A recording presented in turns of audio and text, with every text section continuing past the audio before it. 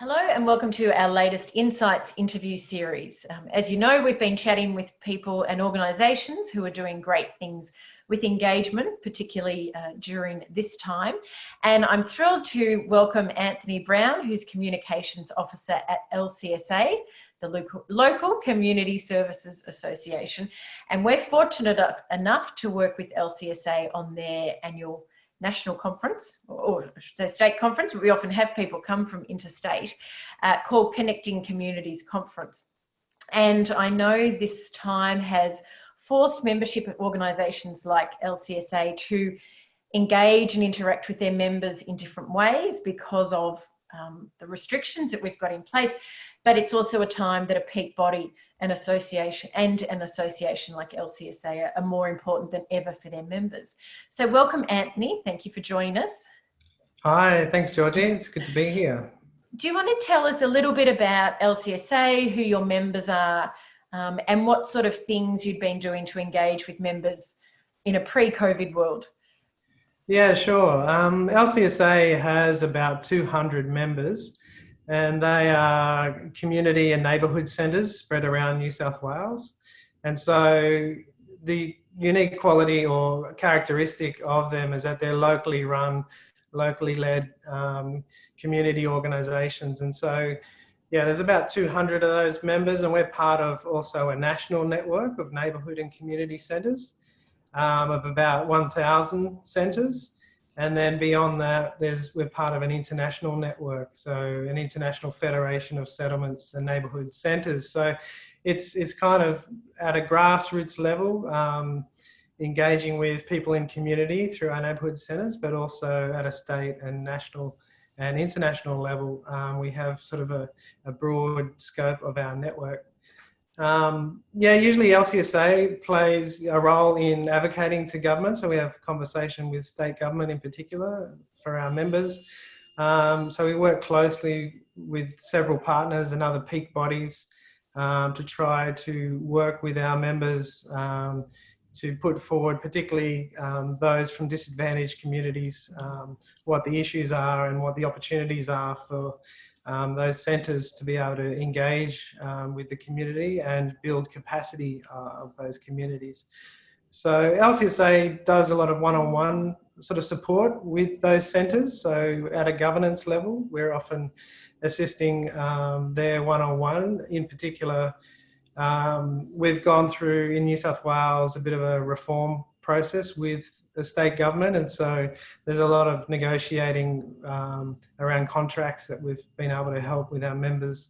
So we do that kind of one-on-one stuff, but we also there's other sort of campaigns that we get involved with, and also we have our annual conference that we engage our members with, as you've mentioned.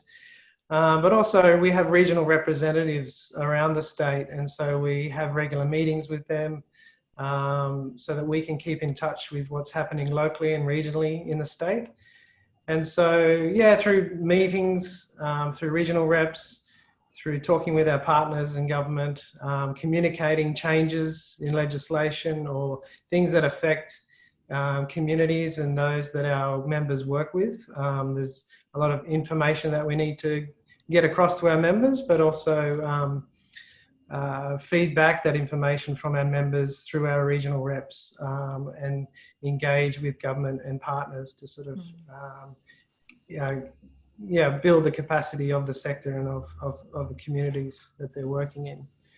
Absolutely, and a time like this even highlights even more the need for these organisations in local communities and how they can support them. So pre-social distancing world, the conference was one of the big engagements. As you said, you had one-on-one, often consultation with members. When did you realise that you were going to need to start holding things online and that there was that need from members to come together and I guess be sort of part of a group as you kind of work through this unusual time that we're in? Yeah, sure. Even before COVID started to happen, as most people in Australia be well aware, we went through a horrific fire season over the Christmas, and So our engagement with our members had sort of stepped up at the beginning of the year, and we made a point of contacting through email and through phone our members who were in fire affected areas. And so the engagement started to pick up, right from January, February, which, and there were other cases of communities experiencing floods in between that, and then we hit COVID. And so I had to look back, and it was really the beginning of March that things started to develop, and we were starting to communicate with members around staying safe and things that messages or events and programs and things were starting to get postponed. A lot of things in my inbox were starting to say that they were making changes, and it was about mid-March, about the 15th of March, that really things started to change. LCSA started to choose to work from home because we could very easily. But for our members, it was a real challenge. A lot of them do direct service, face-to-face. They have a physical centre that people would drop into or attend programs and supports. And so it was about mid-March that it became clear that, the pandemic was actually happening. It was starting to ramp up, and big changes were going to start to impact on communities and the work that our members were doing. And so, it was shortly after that and I'm not sure who suggested the idea, but it was clear that we needed some kind of way to connect with our members in order for them to work through some of the questions that they were having around service continuity, how they can keep in touch with their community, provide certain support, look out for those who were in need and vulnerable. And so we decided to set up, we'd been using Zoom as an organisation. And so it was pretty easy and obvious for us to set up an initial meeting. So on the 31st of March, we set up just a general open forum discussion with our members. We had about 60 of our members join us. And there was a lot of discussion. And obviously it raised more questions than it had answers, but it was a good sort of peer-to-peer way to engage with each other, ask the questions, and already people were starting to implement things at their centre that others could learn from, or it left us with a whole lot of things to follow up for our members around what this meant for them moving forward. And with your member spread all over New South Wales, so, some pretty far-reaching regional areas, it obviously provides an opportunity for everyone to come together, regardless of if they're in Sydney or if they're in Broken Hill or, wherever they are. So you held that first one on the 31st of March. And did you have an idea of what you were going to start to roll out, or was it sort of a case of let's run this, get a feel for what the members need, and then it's kind of evolved from there? Yeah, I mean, we definitely like to be led by our members, although, in many respects, we sort of see ourselves as a leader in the space. However, we're membership driven, and it's really, after that initial meeting, it was pretty obvious that there was going to be ongoing challenges around operating as centres around the state. And so we set up straight away, these general discussion forums were every fortnight. So every Tuesday morning for an hour and a half was sort of an open forum to bring up issues that people were having. But as well as that, people were really keen to talk about food security and emergency relief in particular. And so we decided to set up, a separate, on the alternate week, a meeting just around those two issues. And added to that was human resources and work health and safety. And so what was one meeting every fortnight straight away became 3 meetings within a 2-week period. And that's continued until now. And so we've had about 12 Zoom sessions with our members. in the last couple of months. And yeah, it was really as in response to what our members were wanting to discuss and what they were wanting to ask questions around and find answers to and have support. And so they've gone from strength to strength. I kind of thought, it was too much too quick, or we would sort of stagger them out a bit more, but we've consistently had around 50 participants on every meet.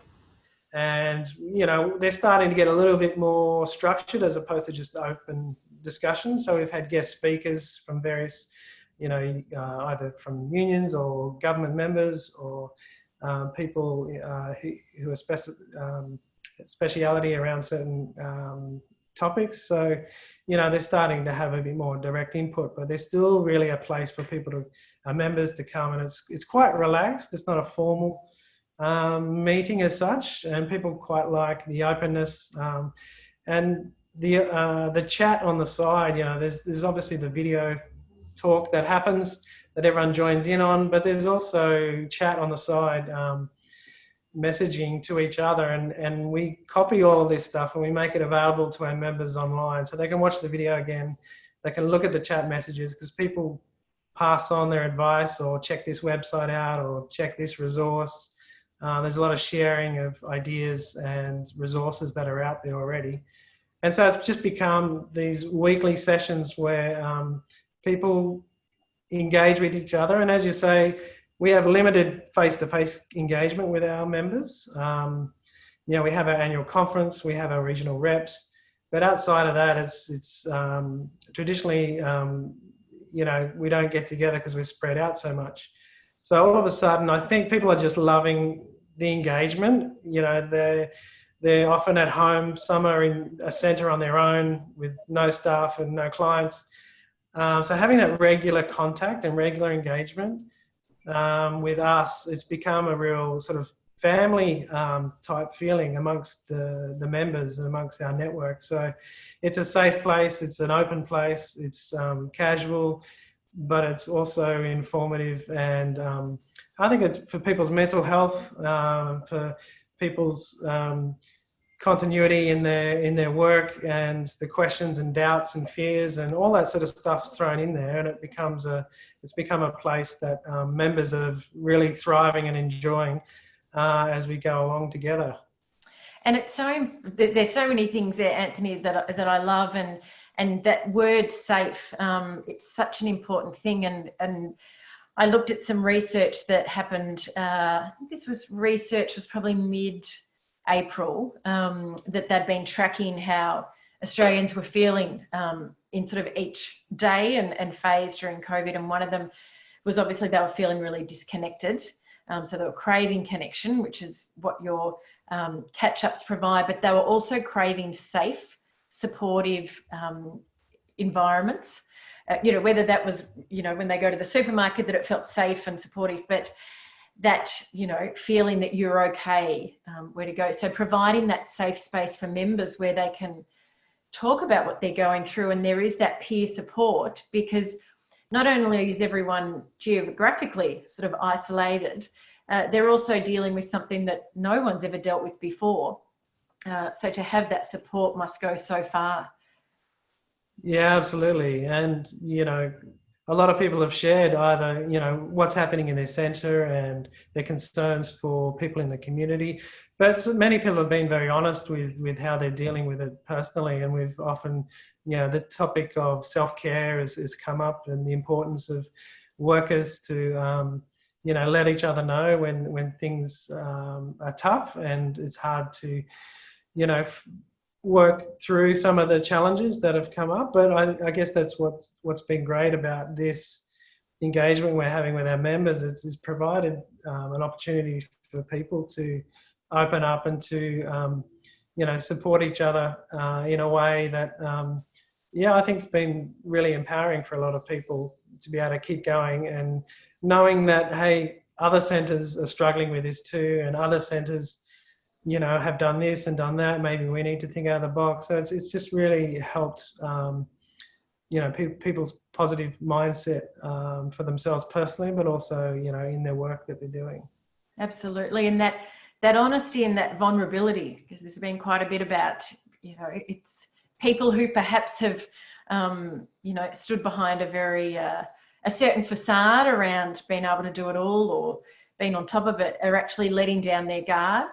And I'm certainly seeing some high profile people on places like LinkedIn talk about the days where they're struggling. So they're previously where people perhaps haven't been as keen to show that side because they feel they've got a certain image to keep up, are actually showing their vulnerability, and it's in saying it's okay to not be okay during this time. And we probably talk about this time, but we know this time is actually going to go on for some time, because even when we restrictions ease and we go into a COVID safe world, we know we're going to enter into a pretty serious economic climate, which will obviously affect local communities and potentially families that will affect a lot of families, but particularly in disadvantaged communities, it's going to be even harder. So those local community centres and associations and support groups are going to be even more important. Yeah, so we're trying to keep our ear to what our members, where we're at with obviously the situation as it develops and changes. Today is the first day back for school for us in New South Wales, and so yeah, I mean, people have talked about the second wave. We're still not sure how it's going to impact. A lot of people in community at the moment, they're getting supports from the government, whether they're in business or unemployed. But that's going to come to an end, as you say, at some point. And there's a number of other social issues, economic issues that people are facing. And so a lot of the centres are talking about, a second wave of challenges presenting at their centres. And, as far as LCSA, we've started these regular meetings and we check in on people. We did a bit of a poll in our last Zoom just to check in that people want to keep going as it is. And they just said, keep it, going. They're really keen to keep talking, keep chatting. And I think it's really important as it develops. If we all of a sudden stop these meetings, everyone's back to normal. We know a lot of our centres work with long-term recovery and in communities that are affected by bushfires and now affected by a pandemic and other things that communities face. And our members really know the long-term ramifications of some of these things that present at their centres. So it's important that, they're going to be walking with their clients and people in their communities for the long term. And it's important that for LCSA that, we keep talking to our members around some of the challenges. At the moment, our discussion around work health and safety and human resources is starting to turn into how do we open safely? What are the things we need to put in place? If we're going to open our centres moving forward, what new policies, what new way of working? So there's a lot of questions coming in this next phase already, and I think there'll be a number of phases beyond this for our members and for LCSA, and we're just going to keep engaged. Now that engagement has gone up with our members, you still got to get the balance right, I guess. You don't want to overdo things or overwhelm people. I know we're all sort of zoomed out. We go from meeting to meeting and it can be quite tiring and exhausting. So like anything, you need to sort of gauge the balance and get the balance right. And so I think at the moment, as long as we keep checking in with our members, we want to keep that engagement going, but just sort of adapt as the circumstances adapt coming out of COVID, but also as some of the new challenges arise from it, in the months ahead. And you've just hit the nail on the head, Anthony, when you talked about just checking in with our members about what they want, and did they want to continue to keep doing these catch-ups, because I can see a lot of organisations, putting all these great things together, which seem great from their point of view, but they actually haven't asked their members what they need and understand that as each phase, whether it's restrictions lifting or the economic impact, increasing, that there'll be a different requirement from people. So I just commend you on that fact that you just asked that simple question of, do they want to keep continuing? Because that simple question can often get missed, and you end up running sort of things with the value decreasing if it's not what the members need. Have you found, oh, sorry, you go. No, I was just going to say, well, a big part of our philosophy, if you like, lack of a better word, for neighbourhood centres and community centres is that community development approach where it's about building the capacity of communities to find local solutions and to, run with things themselves. And so we try to demonstrate that as LCSA. So it's not about us saying, oh, this is the direction we need to go, or this is what we need to do to meet this challenge. It's about constantly listening to our members and, really going at the pace and at the needs and requirements that they are asking for. And as long as we keep checking in with them and adapting as well, I think that's how you get the balance right. Absolutely. And it's that adapting, what was needed in week 1 is going to be different to week 4 or week 12 or week 32. And if you ask for your members' input, they'll be more engaged because they've actually had a hand in designing what it is that you're delivering. Have you found that you've engaged with members that perhaps previously haven't really been connected? Are there any sort of surprises you've had with who's joined in or who's been active in the sessions? Yeah, absolutely. I think particularly listening to my colleagues who have been around for many years longer than me, they've often commented about how, there's been a number of organisations who we haven't heard from for a while are joining in. And so, yeah, I can see how one, provides a connection for them, as we've mentioned, but, it makes it easy to do it from home or wherever they are to be able to just connect in. Whereas before, maybe there's been, other hurdles, having to travel from regional areas to a conference or for a regional meeting or something like that. So, it provides, I guess there's barriers with everything, but with the online catch-ups, it's managed to open the door for other people who weren't there. Inevitably, you get people, who are highly engaged and can do all the talking. And so even you're having a meeting doesn't necessarily mean you're engaged, but the fact that they're joining in allows that opportunity for us to follow up and to continue conversations with them and sort of build on, the sort of base level that has increased during this time. Absolutely. And as I said earlier, that times like these really show the value of peak bodies and associations like yourselves, what the value is to members, because you can offer and all these services and also adapt and adjust depending on what the members need. When, whether it's the bushfires or a pandemic or an economic situation. So sort of looking into the future, at the moment you'll plan to keep running these catch-ups. And then is it just something you will just keep checking in and evolving as your members' needs change? Yeah, so, we'll I think we are, by the sound of it, there's 1 or 2 meetings that may sort of start to be less frequent, is the sense. But as I said, I think there's going to be a number of phases within this. So I think, we'll keep the Zoom meetings going for a little while. But already, in one of our recent meetings, members, and it's funny, we've had staff meetings where we've come up with, how we're feeling and thinking about the way we've been working and the opportunity that it now provides.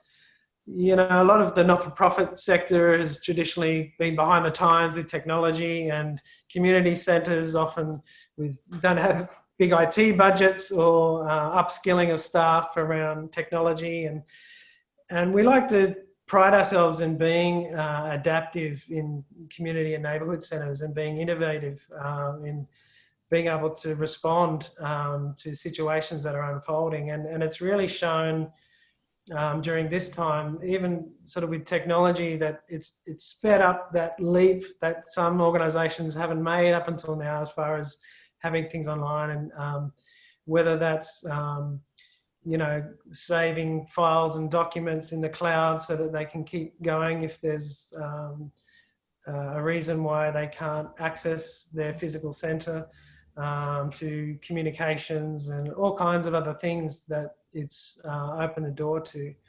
And so for us as staff, we're thinking, well, everyone's sped up in their adopting technology. This is providing further opportunities for us as LCSA moving forward. So we're already been talking about investing in our members as far as providing capacity building webinars on a more regular basis.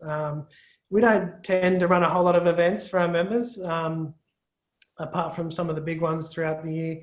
But so we're starting to think, well, maybe we could do some online webinars to increase capacity in this area or that area. Maybe we can engage our international network and our national network in having input from those other parts of our network that can have input and add value to our members.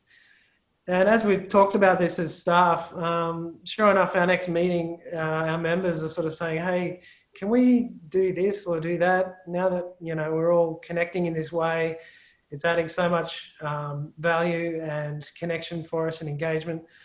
I think there's a hunger to do a bit more of it, and LCSA is on the same page. So, you know, the hard thing I think will be deciding what not to do moving forward. But I think, there's a number of possibilities, and I don't think the answer is all, you know, Zoom meetings, but I think it does, you know, we're updating our website at the moment, and I think the engagement through that's going to increase. We saw a huge growth in engagement through our Facebook and other social media in the last month. All the percentages in those areas have increased. Obviously people possibly using it more at this time. And people do have more time to spend online, just because, you know, they might be saving time in travel or whatever it is. But we also know that people are really thirsty for information. So there's a lot of events I'm involved with where, same thing, the social media has increased because people want stuff. You know, there's not much else we've been able to do. So these have been really important things. So I love to hear that you're doing more and that's growing. And I love the fact that you're actually looking at how the way your members are working is changing. So their IT is increasing, which will create more opportunities, because it's not a case of, you know, when we can go back to work and when restrictions are eased, that we just go back to the old ways, because people will have changed during that time, whether it's, you know, they've got better IT capacity to be involved, or they're working slightly different, you know, whether it's people are still going to work from home. And so it's really also understanding how your members have changed, and what this is sort of, as you say, sped up perhaps things that they were doing, and it sped up the need to increase their IT or relook at certain parts of their organisation, that you can actually fit your support service to them in line with what they can do now. Yeah, so I think in the past, LCSA has probably been guilty of being a little bit ad hoc in our consistency as far as the platforms we use to connect with our members, and also the messages and the consistency around those messages. We've definitely used email a lot in the past, and that's still a good way to connect with our members. But I think moving forward, we sort of, if we can be a bit more strategic based on particularly this period of time that we've had, and how do we build on it and get the balance right, and what messages and engagement do we do here, and where do we do it there? And but I think, as I say, this period of time has I think encouraged me and LCSA of what opportunities to build on from this time. So yeah, it's an exciting time to sort of have that engagement with our members moving forward. It is, and it's, we kind of talk about the downtime, but it's not downtime for everyone.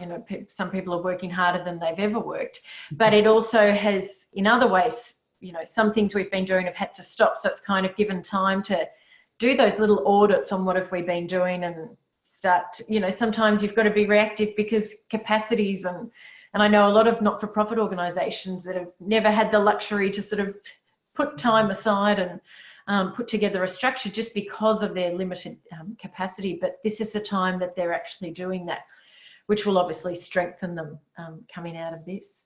So if there was an association or a member group watching this now, what would you say, if they could do one thing to engage with their members during this time, and knowing this is a long-term thing, it's not just a short-term sort of thing we're stepping up to and then we're going to step back when we go back to some kind of normal.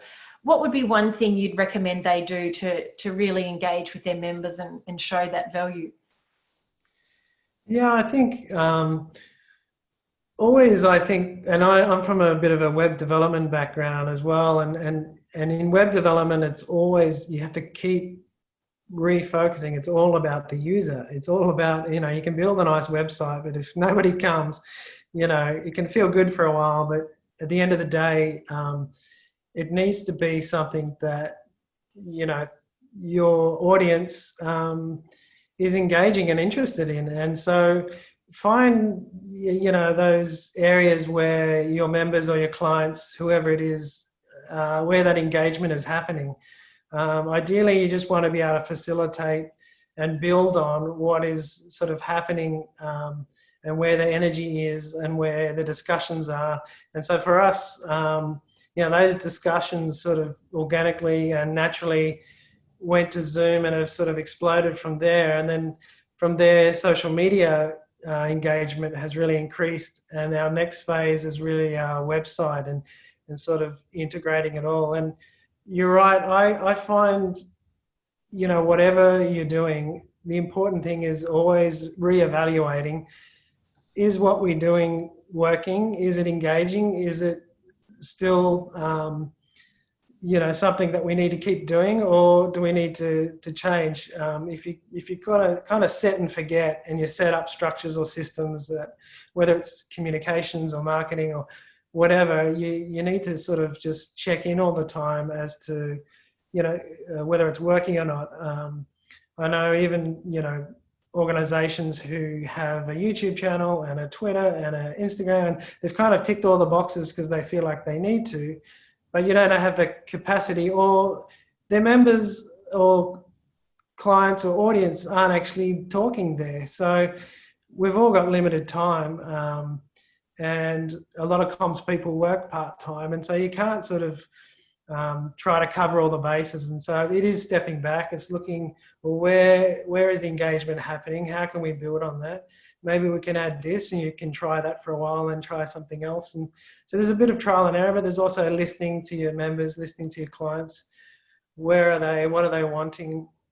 What will work for them? How can you add value to their life and their work? It's just reevaluating all the time. I like to do it on a regular basis because some things can change rapidly, other things are a lot slower. But I think you always have to be asking, if what you're doing is the best way to do it. Is there a more efficient way, or do we need to put energies somewhere else? We're limited in our time and our energy and what we can invest in, and so we want to get that right as an organisation. Exactly, and that's so important. It's no use doing this big communications plan if the reality is you don't have the capacity to deliver it. It's a case of doing a few things well rather than trying to stretch yourself off across a whole lot of things that you can't actually do well. Anthony, thank you so much for your time today. It's really been great to chat and hear about what it has meant to your members and what you've been able to put into place in response to what they need, and also just the way you're reviewing that as you go along. No problem. It was a pleasure. Thank you. Excellent. Well, I look forward to chatting with you again soon.